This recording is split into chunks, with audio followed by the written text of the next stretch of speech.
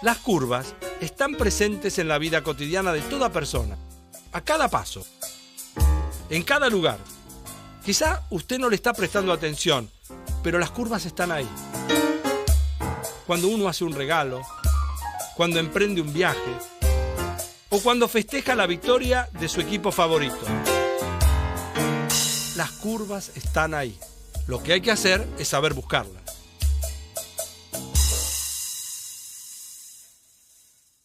Hoy en el programa vamos a hablar de curvas, de las curvas de la vida cotidiana, curvas con las que usted se encuentra todos los días.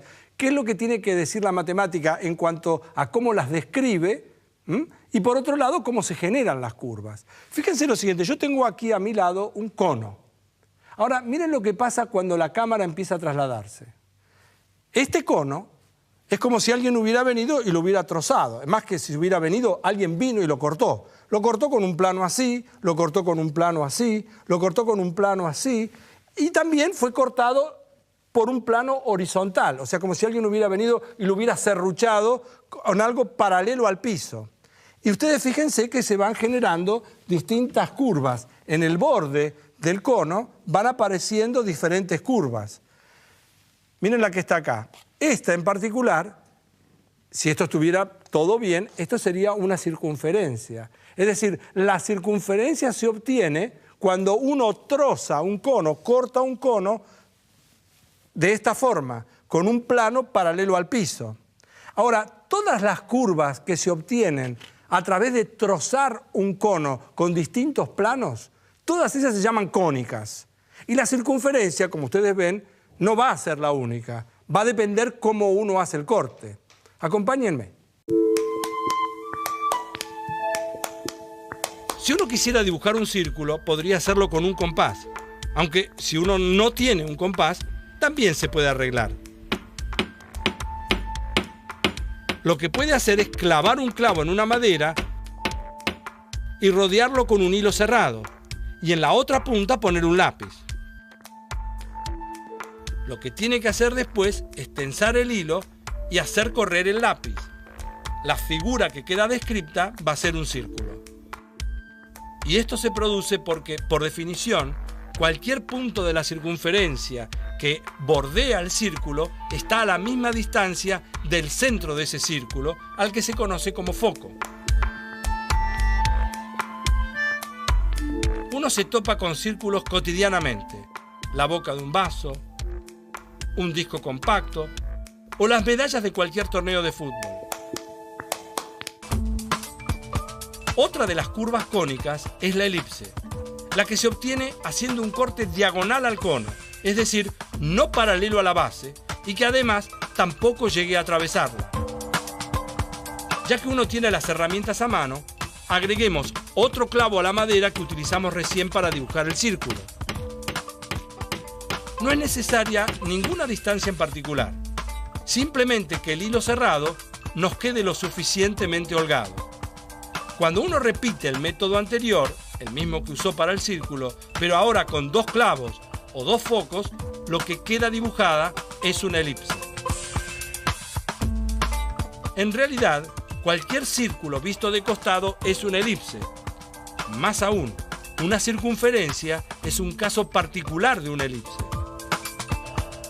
Y también es elíptica la órbita que describe la Tierra al girar alrededor del Sol, o la de la Luna alrededor de la Tierra. Si uno quiere obtener una parábola, también tiene que realizar un corte diagonal a la base del cono y paralelo al borde. Pero, a diferencia del de la elipse, esta vez el corte debe alcanzar también a la base del cono. Los puentes colgantes, como el Golden Gate de San Francisco, por ejemplo, describen parábolas. Y para entender cómo se forman, hay que tener dos referencias. Una es la recta base llamada directriz. Y la otra, el ya conocido foco. Para confirmar que uno está ante una parábola, lo que tiene que hacer es medir la distancia entre cualquier punto de la curva al foco y la distancia de ese mismo punto, pero a la recta base o directriz. Y esa distancia tiene que ser la misma. Su utilidad, hablo de las parábolas, además de los puentes colgantes, también se puede ver en lo que se llaman antenas parabólicas receptoras, en las que, por su forma, las ondas rebotan hacia el foco, donde se encuentra el detector de ondas, que las canaliza hacia un lugar determinado. La trayectoria que describe una pelota que pica es también una parábola. Para obtener una hipérbola es necesario inclinar aún más el ángulo de corte y enfrentar dos conos en espejo unidos por la punta. Si el corte atraviesa los dos conos, las curvas que describen esos cortes son hipérbolas.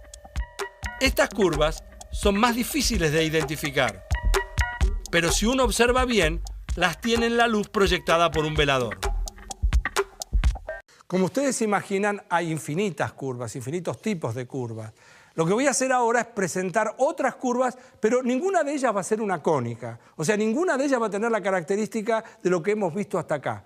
Vamos a presentar algunas que reciben el nombre de catenaria, la tractriz y la cicloide.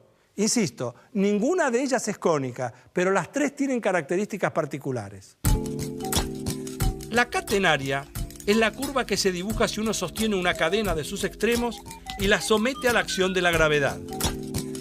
El tendido de cables que uno observa al costado de una ruta o la soga para colgar la ropa en la terraza son ejemplos de catenaria. Se forma por efecto de la gravedad.